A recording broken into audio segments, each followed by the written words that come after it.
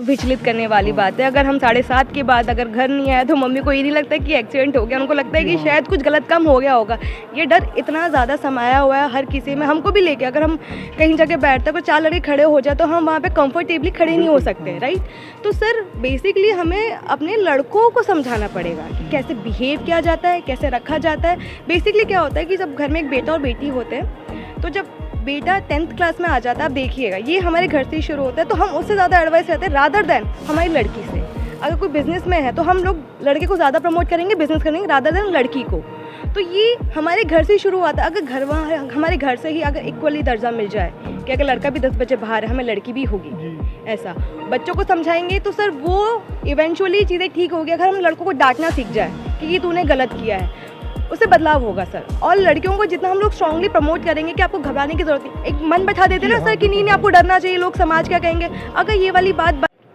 नमस्कार, मैं विष्णु अग्रवाल आप सभी का स्वागत करता हूं। आप देख रहे हैं daily India time digital news channel. आज हम आपकी मुलाकात कराने जा रहे हैं राजस्थान हाई कोर्ट की युवा एडवोकेट हिमांशी मीणा से। हिमांशी मीणा अभी राजस्थान हाई कोर्ट में एक इलेक्शन भी फाइट कर रही हैं जॉइंट सेक्रेटरी के लिए। नमस्कार मैम, आपका स्वागत है। Thank you sir. मैम, सबसे पहले आप अपने बारे में हमें डिटेल में बताइए। सर मेरा नाम हिमांशी मीणा है, मैं टोड़ा भीम की निवासी हूँ। मेरे पिताजी माइनिंग इंजीनियर रहे हैं जो 2018 में रिटायर्ड हो गए हैं। मेरा स्कूलिंग पूरा जैसलमेर से हुआ है। उसके बाद हम लोग जयपुर शिफ्ट हुए। मैंने अपना ग्रेजुएशन किया, मैंने लॉ किया, फिर मैंने 2018 में हाई कोर्ट ज्वाइन किया अमित सिंह शेखावत सर के गाइडेंस के अंदर। Ma'am, after education it mean graduation के बाद किस प्रोफेशनल इंटेंशन के साथ आपने ये डिसीजन लिया कि आपको एडवोकेसी में आना है? सर ऐसा कोई प्री प्लान नहीं था, ये जस्ट डेस्टिनी का शायद लिखा हुआ चीज़ था कि मुझे लॉ में आना है। उससे पहले मैं ऐसा थिएटर करती थी। थिएटर के साथ साथ फिर जब मुझे लगा कि जो मैंने डिग्री जिसमें लॉ में ली है बेसिकली, तो मुझे उसमें थोड़ा एक्सप्लोर करना चाहिए। फिर मैंने हाई कोर्ट ज्वाइन किया, तब से सब ठीक चल रहा है। और तब ही मेरा लॉ में ऐसा कभी डिसाइड ही नहीं था, फिर स्टार्ट हो गया फिर से मेरा लॉ। अभी आपने थिएटर की बात की तो मैं चाहूँगा कि आप अपने थिएटर का भी अपना एक्सपीरियंस शेयर करें मैम। ओके सर, मुझे थिएटर करते हुए पहले 5 साल हो चुके थे। उसके बाद मैंने OTT में काम किया, जैसे नेटफ्लिक्स हो गया, MX प्लेयर हो गया, ZEE5 हो गया, मल्टीपल एड्स हो गए, 5-6 मूवीज़ हो गई। ऐसा मेरा एक्सपीरियंस। मैम, क्योंकि आप युवा एडवोकेट हैं, राजस्थान हाई कोर्ट में हैं, क्या लगता है आपको कि एक यंगर एडवोकेट होने के नाते कि क्या संभावनाएं, पॉसिबिलिटीज़ आपको नज़र आती हैं कि एक युवा पीढ़ी है उनको, क्योंकि लॉ एक ऐसा सब्जेक्ट है कि लोग कतराते हैं अभी भी, चाहे बॉयज़ हों गर्ल्स हों, वो कतराते हैं कि वो उनकी माइंड में एक प्रोस्पेक्टस रहता है कि सक्सेस आसानी से नहीं मिलेगी, या कोई फैमिली का कोई पर्सन वहाँ अगर एडवोकेट है तो वो ईजी रहता है। तो आपको क्या लगता है किस तरह के चैलेंजेस रहते हैं? ओके सर, बेसिकली जब हम लॉ करते हैं तो हम जिस सोसाइटी से बिलोंग करते हैं तो फैमिली वाले सबसे पहले यही कहते हैं कि जुडिशरी की तैयारी कीजिए। लॉ का प्रोफेशन सबसे लीस्ट रखा जाता है, इसको प्रोफेशन माना ही नहीं जाता कि बहुत तकलीफें होती है, बहुत प्रॉब्लम होती है, इजीली आपको सक्सेस नहीं मिलती। ये बात बहुत सही भी है कि इजीली सक्सेस नहीं मिलती। ये मैटर नहीं करता फर्स्ट जनरेशन है, हाँ ठीक है फर्स्ट जनरेशन को थोड़ी ज़्यादा होती है, बट फर्स्ट जनरेशन के पास सबसे बड़ा अपॉर्चुनिटी ये होती है कि वो ज़ीरो से स्टार्ट करता है। जब कोई इंसान ज़ीरो से स्टार्ट करता है, उसके रूट मजबूत होते हैं, उसके बैकग्राउंड अपने आप स्ट्रॉन्ग बन जाता है। तो ये है, इसमें डिफ़िकल्टीज बहुत सारी है, बट अगर आप सही विल के साथ और बहुत हार्डवर्क के साथ कंसिस्टेंटली इस काम को करेंगे तो अवश्य मतलब इसमें ऑलरेडी बहुत सक्सेस मिलेगी आपको। जब कभी आप टीवी पर या न्यूज़पेपर में या सोशल मीडिया पर इस पुलिस और एडवोकेट्स के, क्योंकि दोनों में जैसे लगता है 36 का आंकड़ा है, हमेशा टकराव रहता है। अभी जयपुर में चल भी रहा था पुलिस और एडवोकेट्स का टकराव, कैसा लगता है आपको? किसके पक्ष में आपका एटीट्यूड रहता है, ओपिनियन रहती है? सर ऐसा तो नहीं किया जाएगा कौन सही है कौन गलत। पुलिस अपना काम करती है सर, हम अपना काम करते हैं। वो कानून के लिए काम करते हैं सर, हम भी कानून के लिए काम करते हैं। पर सर हम मतभेद हर इंसान में होते हैं, हर पार्टी हर कौम में होते हैं। तो सर हम अपना काम करते हैं, पुलिस अपना काम कर सकती है। तो मैं ये तो बिल्कुल नहीं बोलूँगी कि हम सही हैं कि वो सही है, वो अपने लिए सही है और हम अपने राइट्स के लिए सही हैं। सर आपने पुलिस की बात की तो एक बड़ा क्रिटिकल क्वेश्चन है मैम कि राजस्थान में जो पुलिस डिपार्टमेंट है, और या हम साफ शब्दों में कहेंगे पूरे भारत में राजस्थान की पुलिस विख्यात हो चली है पुलिस हिरासत में डेथ के लिए। उनको मतलब एक निर्दोष लोगों को या दोषी माने या निर्दोष माने, लेकिन उन पुलिस कस्टडी में मौतों की संख्या काफ़ी बढ़ रही है। एज ए एडवोकेट आप क्या आपका दृष्टिकोण है?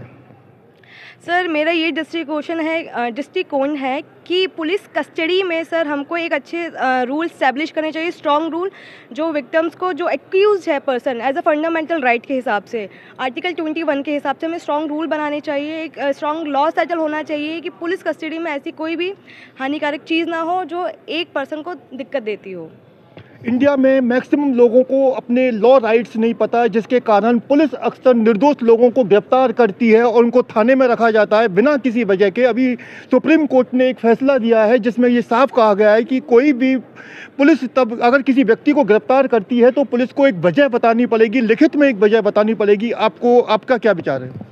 सर ये बहुत ही सही जजमेंट और ऑर्डर पास किया गया सुप्रीम कोर्ट के अंदर। इसको रिकॉर्डेड भी होना चाहिए, बाकायदा पुलिस घर में पता भी होना चाहिए, सबको खबर भी होनी चाहिए कि आपके घर का व्यक्ति अभी कस्टडी में है, तो उनको आगे कार्रवाई करने का मौका मिले और निर्दोष को अपना पक्ष रखने का, पहलू रखने का मौका मिले।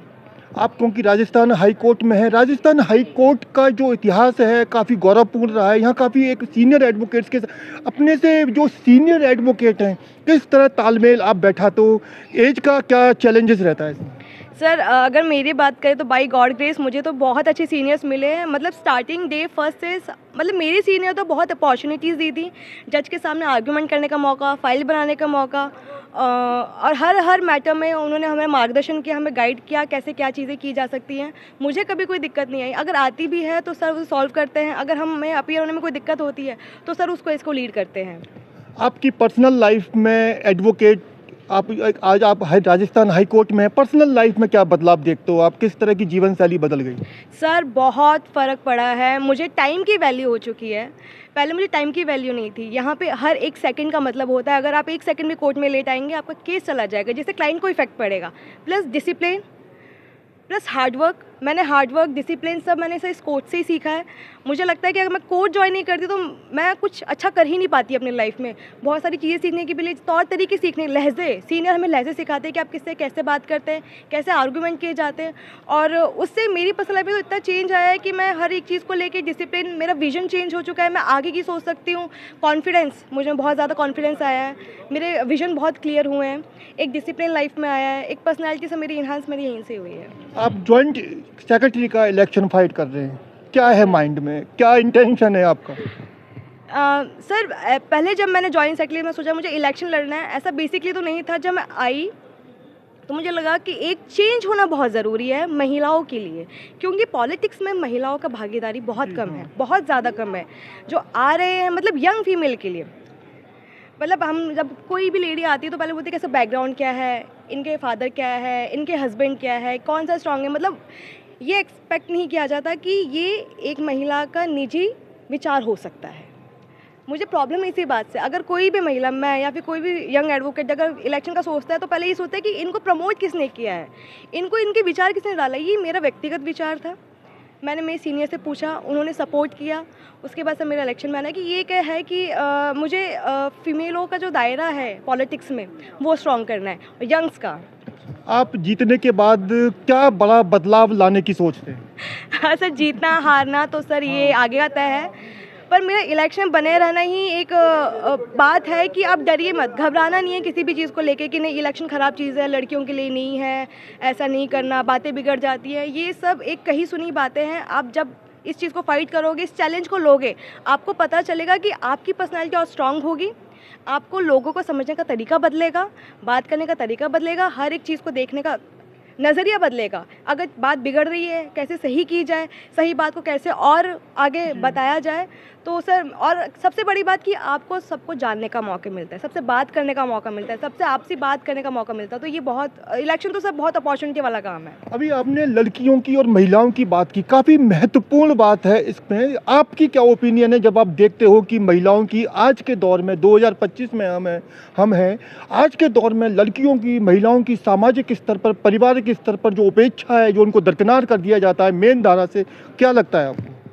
सर ये इस बात में कोई दो राय नहीं है कि हम आज भी अपने अस्तित्व के लिए लड़ रहे हैं, चाहे वो घर हो, चाहे कोर्ट हो, चाहे इलेक्शन हो, चाहे बिजनेस क्यों ना हो। मैं ये नहीं कह रही कि एक पर्टिकुलर वकालत में, हर एक फील्ड में आप बाहर भी जाएंगे, अगर ट्रैफिक में आप खड़े होंगे, गाड़ी भी चला रहे होंगे तो लोग आपको एक कमेंट करेंगे, देखो लड़की गाड़ी चला रही है, ऑफकोर्स एक्सीडेंट होगा, जबकि एक्सीडेंट मेल ज़्यादा करते हैं। बट एक एक हमारे मन में एक विचार पैदा हो गया कि लड़कियों से ज़्यादा अच्छे काम होंगे नहीं। तो मुझे उस चीज़ को बदलना है, मुझे उस व्हील को बदलना है कि हमें बहुत अच्छी कैपेबिलिटी है, हम बहुत नया कर सकते हैं। अगर थोड़ा सपोर्ट और थोड़ा अच्छे विचारों के साथ हमें काम करने का मौका दिया जाए तो हम बड़े बड़े चेंजेस कर सकते हैं। एक मैम बड़ा पेचीदा सवाल है और ये सवाल का जवाब मैं चाहूँगा कि आप अपना बेस्ट डिस्कशन दें। हमारे देश में जैसे जो रेप की घटनाएं हैं जड़ों में समा गई है, आप क्या मैसेज देंगे? कहाँ पर चूक हो रही है इस दौर में जब दुनिया भारत चांद पर पहुंच चुका है?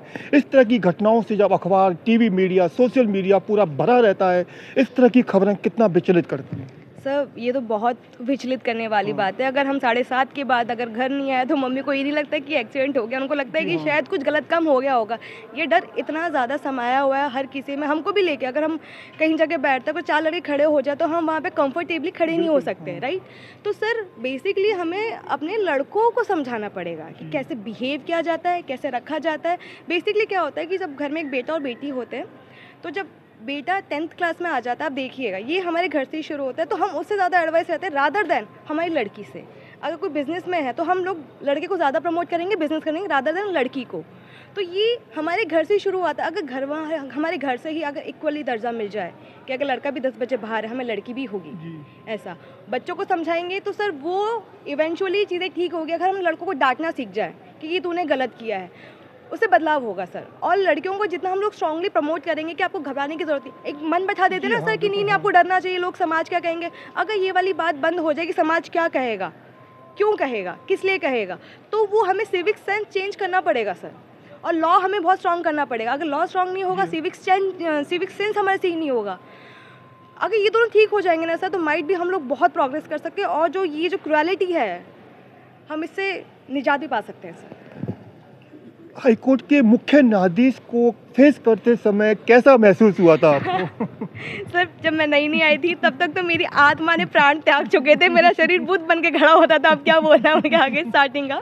पर जब धीरे धीरे एक्सपीरियंस, सर वकालत में क्या होता है कि वकालत एक रात का खेल नहीं है। हाँ बिल्कुल।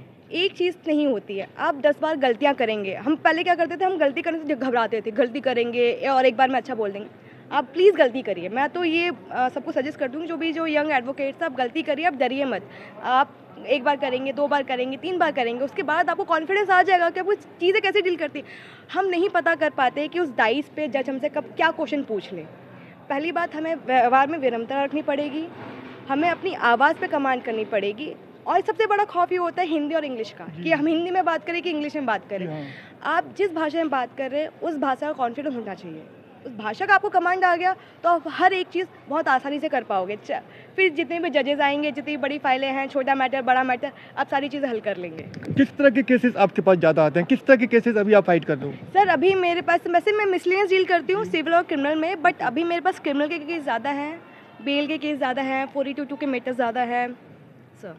ओके, अपने समाज को आप क्या मैसेज दोगी? जो यंगर चाहे गर्ल्स हों बॉयज़ हों, वो सोचते हैं कि एडवोकेट हमें भी बनना है, हमें भी हिमांशी मीणा की तरह एक अपना हाई कोर्ट में जाके खड़ा होना है, ये काला लिबास पहनना है, काफ़ी रोमांचक होता है, चैलेंजिंग होता है, करेजियस होता है ये लिबास, काफ़ी बड़ी हिम्मत इस लिबास के साथ में आ जाती है। तो उनको कैसे मोटिवेट करेंगे आप? सर मैं पर्टिकुलर तो किसी समाज को नहीं बोलना चाहूँगी, मैं एज अ जर्नल बोलना चाहूँगी, एज अ जर्नल बोलना चाहूँगी। चाहे वकालत हो, चाहे आपका कोई एग्ज़ाम हो, चाहे कोई भी फील्ड क्यों ना हो, चाहे भले आपको एक्टिंग करनी हो, चाहे साइंटिस्ट बनना हो, जितने भी बर्डन आने लगे, जितने भी हर्डल आने लगे, आपको घबराना नहीं है, आपको मेहनत करनी है। मेहनत का और कोई शॉर्टकट नहीं है, किसी सक्सेस का कोई शॉर्टकट हो ही नहीं सकता। आप ये मत निकालिए कि मेरी क्या मेरिट है, मैं रेडी हूँ कि नहीं हूँ। सबसे पहले हम लोग क्या सोचते हैं, मैं रेडी हूँ कि नहीं हूँ, मुझे आता कि नहीं। अगर मैं किसी चीज़ में जाऊँ तो मुझे नॉलेज होनी चाहिए। आपको लग रहा है आपको वो चीज़ करनी है, आपको सडन करनी है, आप जब करोगे तब आप खुद रेडी हो जाओगे। आपका एक्सपीरियंस आपको आगे ले जाएगा। और आपका एक्सपीरियंस, आप जब फील्ड पे आओगे, आप जब मिस्टेक्स करोगे, आप लोग चीज़ें सीखोगे, 10 लोगों से बात करोगे, वो धीरे धीरे कन्वर्ट होता जाएगा। घबराना नहीं है किसी चीज़ से, हर एक चैलेंज को अपॉर्चुनिटी लेनी है। अपॉर्चुनिटी ना मिले खुद से क्रिएट कर दो, बट आगे हमेशा बढ़ते जाओ। कोई खास मैसेज, एक लास्ट सवाल मैं आपसे करूँगा, इसको आप एक सोशल लेवल पर देख सकते हैं, कोई खास मैसेज जो आपको लगता है कि जीवन में कुछ भी अचीव करने के लिए ये मस्ट है? आपकी गुडविल, आपका करेज, आपकी काइंडनेस, ये होना बहुत ज़रूरी है। अगर आप काइंडनेस नहीं रखेंगे अपने करेज के साथ तो माइट भी पॉसिबल है कि नहीं कर पाए। और एक कि मुझे ऐसा नहीं है कि अगर मैं कर रहा हूँ तो मैं सही कर रहा हूँ, आप गलत भी कर सकते हैं। अगर आप अपनी गलतियाँ पहचानेंगे, आप खुद को करेज करेंगे तो आप बहुत अच्छा। और कोई ऐसा हार्ड रूल नहीं है, ऐसा कोई रॉकेट साइंस नहीं है कि नहीं ऐसा करने से होगा। सक्सेस का बहुत सिंपल रास्ता है, सोचिए, काम करिए, करेज के साथ करिए, काइंड रहिए, सारे काम हो जाएंगे। आपने सुना एडवोकेट हिमांशी मीणा को कितने साहस के साथ, कितनी हिम्मत के साथ और कितने जोशीले अंदाज में बेबाक तरीके से उन्होंने अपनी बात रखी, चाहे मैटर पुलिस उत्पीड़न का हो, चाहे उनके जॉइंट सेक्रेटरी के चुनाव का हो, या अपने बॉसेस के साथ अंडरस्टैंडिंग का हो। उन्होंने हर बात को बड़ी बेबाकी से रखा। Thank you very much ma'am, आपने अपना कीमती समय हमें दिया। Thank you very much ma'am. लगातार खबरों के लिए बने रहिए हमारे साथ। Thank you very much.